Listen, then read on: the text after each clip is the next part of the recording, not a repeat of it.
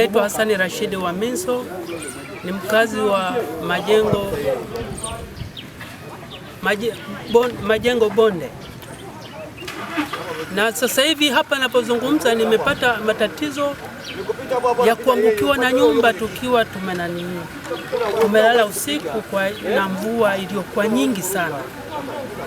Kwa kweli tunasikitika, na mimi vile mke wangu ni mgonjwa, amesha paralyze sasa hivi, ana miaka 3 yuko ndani.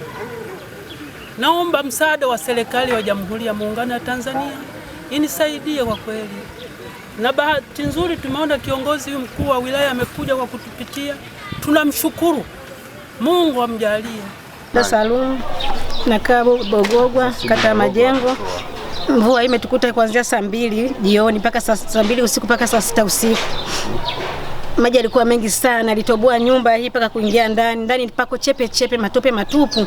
Ukiingia ndani, yani maji, yani tope kabisa ukiingia chumbani. Vyumba vyote udongo huu kwa hapa ndio umejaa barazani. Yani tumenyanyua juu kuyatoa nje, ameshashindiliwa na maji. Kwa majina naitwa Nurdin Hassan.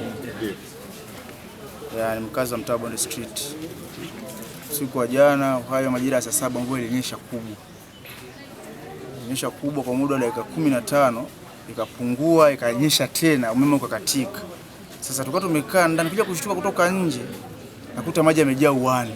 Kuja kutoka barabarani ni bwawa. Kwa tukachanganyikiwa kuja kuangalia mafuriko, maana unasengua maji mengine yanaingia. Ikabidi tutoboe matundu mengine maji yaweze kutembea ndani ya nyumba. Lakini alhamdulillah maji yalifanikiwa kupungua na nyumba ndo kama hivyo nyumba imeisha. Kwa si hapa tuna makazi ya kwenda. Tupo tu raiani hapa, na mahindi yameroana, ni shida. Na kwanza nitumie fursa hii kuwapa pole wananchi wote wa manispaa ya Kigoma Ujiji ambao wamekumbwa na kadhia ya mafuriko kutokana na mvua kubwa iliyonyesha takriban usiku kucha kwa kuamkia leo. Tangu asubuhi tumesikia malalamiko ni mengi kwa wananchi kutokana na baadhi kubomokewa nyumba zao, baadhi nyumba zao kuingiliwa na maji, lakini pia mvua hii imeleta athari kubwa kwenye miundombinu ya kutiririsha maji, hususan mitaro kwenye barabara zetu. Hatua tulizochukua mpaka sasa, kwanza tumeagiza timu ambazo zinahusika na maafa kupitia waratibu wao wapo kwenye maeneo yote ya manispaa ya Kigoma Ujiji ili kuhakikisha kwamba tunapata takwimu sahihi zisizo na shaka kuhusiana na uharibifu uliojitokeza.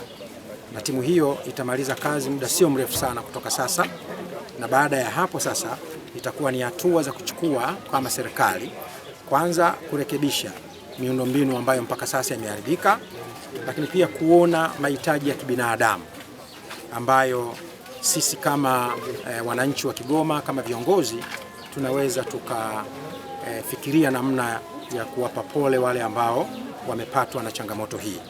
Kwa sasa naomba wananchi waendelee kuwa watulivu, lakini nitumie fursa hii kuwaomba wale wananchi ambao wanaishi katika maeneo hatarishi wapishe maeneo hayo ili kupunguza athari zinazoweza kujitokeza, na tuendelee kuwa watulivu wakati serikali inaendelea kufanya tathmini ya uharibifu mkubwa ambao umejitokeza kwenye maeneo yetu. Mpaka sasa tumepata takwimu za takriban nyumba 25 ndizo ambazo wakazi hawawezi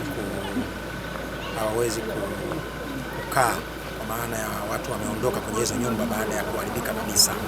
Lakini tukumbuke tu kwamba hizi ni taarifa za awali, na tukijumlisha na taarifa za mvua zilizonyesha kama siku 10 zilizopita tunapata takribani nyumba 37,